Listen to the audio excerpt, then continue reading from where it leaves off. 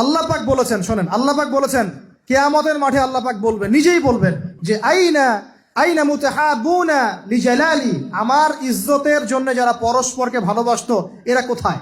আল্লাহ পাক ঘোষণা করবেন কোথায় তারা, যারা আমার জন্য পরস্পরকে ভালোবাসতো।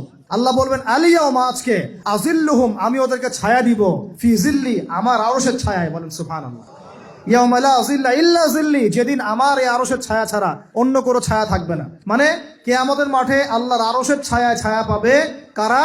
যারা পরস্পরকে আল্লাহর জন্য ভালোবাসতো। আলহামদুলিল্লাহ, এই যে আমরা এখানে আছি, আমরা কি একে অপরকে আল্লাহর জন্য ভালোবাসি না? আমি কি আপনাদেরকে চিনি?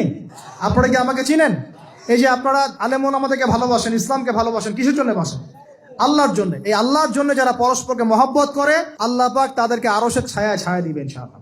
আরো একটা নেকি আছে, বলবো? শোনেন, আরেকটা হাদিসে আসছে কিয়ামতের মাঠে স্পেশাল কিছু মিম্বর থাকবে। মিম্বর চিনেন? যেখানে দাঁড়ায় ইমাম সাহেব খুতবা দেয়, এরকম মিম্বর থাকবে। এই মিম্বর গুলো হবে নূরের মিম্বর। কিসের? নূর মানে কি? আলো। আলো, আলো, নূরের মিম্বর থাকবে। ওই কিয়ামতের মাঠে কি আলো থাকবে? এমনিতে মাঠটা তো অন্ধকার। ওই অন্ধকার মাঠে নূরের মিম্বর আল্লাহ পাক দিবেন কাদেরকে? যারা পরস্পরকে এই আল্লাহর জন্য মহব্বত করত। আর নবীগণ, শহীদগণ তাদের দিকে তাকায় থাকবে। তাকায় নবীগণ, শহীদগণ পর্যন্ত এই মানুষগুলোকে দেখে ঈর্ষা করবে, কাশ আমরাও যদি এমন হতে পারতাম। চিন্তা করেন, আল্লাহর জন্য পরস্পর মহব্বতকারীদেরকে আল্লাহ পাক এমন সম্মান দিবেন যেটা দেখে নবীগণ পর্যন্ত ঈর্ষা করতে থাকবে। তাহলে আমরা কি আল্লাহর জন্য পরস্পরকে মহব্বত করতে পারি কিনা? এটা হলো 8-9 নাম্বার। আল্লাহর জন্যই ঘৃণা করতে হবে। আল্লাহর জন্য ঘৃণা কেমন? যেমন কেউ ইসলামকে পছন্দ করে না, কটূক্তি করে, ইসলামের এইটা ভালো না, ওইটা ভালো না, ইসলামের সাথে দুশ্মনী করে ভিতর থেকে বাইরে থেকে, আপনি ওদেরকে ভালোবাসতে পারবেন না। যদি আল্লাহর দুশ্মনদের সাথে আপনার ভালোবাসা থাকে, তাহলে আপনিও আল্লাহর দুশ্মনের কাতারে অন্তর্ভুক্ত হয়ে যাবেন। এখন বলেন দেখি, সারা বিশ্বে ইসলামের দুশ্মন কারা? বলেন। গায়রিল মাগদুবি আলাইহিম ওয়ালাদ-দাল্লিন, মাগদুব কারা, দল্লিন কারা? এটা তো অনেকেই জানে না। সাহাবীরা বলছেন, ইয়া রাসূলুল্লাহ, এখানে যে আমরা বলছি গায়রিল মাগদুবি আলাইহিম ওয়ালাদ-দাল্লিন, আল্লাহ আমাদেরকে মাগদুবদের থেকে বাঁচাও, দল্লিনদের থেকে বাঁচাও। মাগদুব আর দল্লিন কারা ইয়া রাসূলুল্লাহ? নবীজি বলছেন, আল মাগদুব, মাগদুব হচ্ছে হুমুল ইহুদি, ইহুদিরা হচ্ছে মাগদুব, যাদের উপর আল্লাহর গজব পড়েছে। আর দল্লিন হুমুন নাসারা, নাসারারা হচ্ছে দল্লিন, কারণ তারা আল্লাহ পাকের সন্তান সাব্যস্ত করেছে। ঈসা আলাইহিস সালামকে আল্লাহ সন্তান বলেছে। বলেন নাউজুবিল্লাহ। এখন সারা বিশ্বে এরা মুসলিমদের সাথে দুশ্মনী করছে না? আমরা যদি ব্যক্তিগতভাবে, সামাজিকভাবে বা পলিটিক্যালি ওদের সাথে বন্ধুত্ব করে চলি, আমরা কি আল্লাহ দুশ্মনদের সাথে শরীক হলাম না? খুব খেয়াল রাখতে হবে। আল্লাহর জন্য ভালোবাসা, আল্লাহর জন্য দুশ্মনী। আল্লাহ পাক আমাদেরকে বোঝার তৌফিক দান করুন।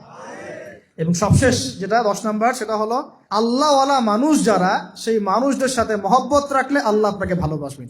আল্লাহওয়ালা মানুষদের সাথে মহব্বত রাখতে চান, নাকি আপনার এই জেনাকারী গার্লফ্রেন্ডের সাথে আপনি মহব্বত রাখতে চান? আল্লাহ পাক আমাদের সবাইকে আল্লাহওয়ালা মানুষদেরকে ভালোবাসার তৌফিক দান করুন এবং তাদের সোহবতে থাকার তৌফিক দান করুন। মনের ভিতর থেকে সমস্ত রকম হিংসা, বিদ্বেষ, অহংকার, রিয়া, পরশ্রী কাতরতা, এগুলোকে দূর করার তৌফিক আল্লাহ পাক দান করুন।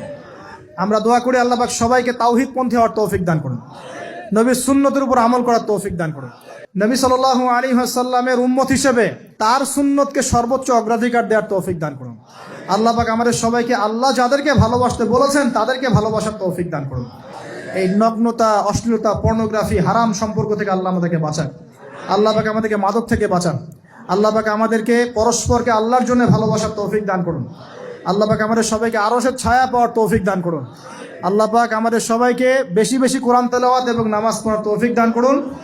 আসন্ন রমজানে আল্লাহর ইবাদত করে সমস্ত গুনাহ মাফ করিয়ে নেওয়ার তৌফিক আল্লাহ পাক দান করুন। আল্লাহ রাসূল বলছেন, এমন একটা মানুষও বাকি থাকবে না, একটা মানুষও না যে খালি লা ইলাহা ইল্লাল্লাহ কালিমাটা পড়তে জানে, এমন একটা মানুষও বাকি থাকবে না। বলেন নাউজুবিল্লাহ। ওরা হবে এই পৃথিবীর সবচেয়ে নিকৃষ্ট মানুষ। ওদের চেয়ে নিকৃষ্ট কোনো মানুষ এই পৃথিবীতে হবে না। এখনো কি এরকম সময় আসছে? আসে নাই। এখন কি লা ইলাহা ইল্লাল্লাহ আছে না? আছে। হ্যাঁ, হয়তো তার পূর্ণাঙ্গ প্রয়োগটা নাই, কিন্তু কালিমা তো আছে কি না? তখন নবীজি বলছেন, এমন একটা যুগ আসবে যে লা ইলাহা ইল্লাল্লাহ বলার মতো একটা মানুষ খুঁজে পাওয়া যাবে না। আর মানুষ রাস্তাঘাটে কুকুরের মতো জেনা করবে। রাস্তাঘাটে কুকুর যেমন সঙ্গম করে না রাস্তাঘাটে, ওই রকম করে মানুষ রাস্তাঘাটে জেনা করবে। ওই সময়ে আল্লাহ রাব্বুল আলামিন পশ্চিম দিক থেকে সূর্য উঠাবেন। কোন দিক থেকে? সূর্য সত্যি সত্যি পশ্চিম দিকে উঠবে। পৃথিবী একদিকে ঘুরছে না এখন? কে জানে আল্লাহ পাক পৃথিবীর ঘূর্ণন থামিয়ে উল্টা দিকে ঘোরাতে পারেন না? অবশ্যই পারেন। আল্লাহ পাকের জন্য এটা খালি বলা, কুন ফায়াকুন, হও হয়ে যাও, ব্যাস ব্যাস।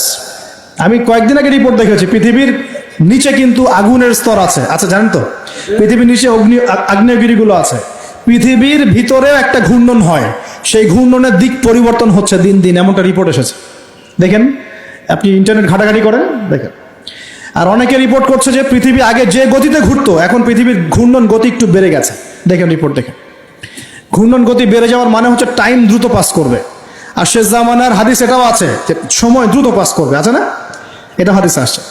তো প্রিয় ভাইরা, এই সময়ে মানুষ খারাপ হওয়া শুরু করার পরে এমন খারাপ হবে, আল্লাহর নাম নেওয়ার মতো কোনো মানুষ থাকবে না, আল্লাহ আল্লাহ বলার মতো কোনো মানুষ থাকবে না। তখন পশ্চিম দিক থেকে সূর্য উঠবে। কিভাবে কিয়ামত হবে? নবীজি বলছেন, একজন ব্যক্তি পানি খাওয়ার জন্য পাত্রটাকে মুখের সামনে নিবে, পানি গিলতে পারবে না, কিয়ামত হয়ে যাবে। নাউযুবিল্লাহ। ইযা ওয়াকাআতিল ওয়াকিআ লাইসা লিওয়াকাআতিহা কাযিবা আল কারিআতু মাল কারিআ ওয়া মা আদরাকা মাল কারিআ। আছে না? আম্মা ইয়াতাসাআলুন আনিন নাবাইল আযীম।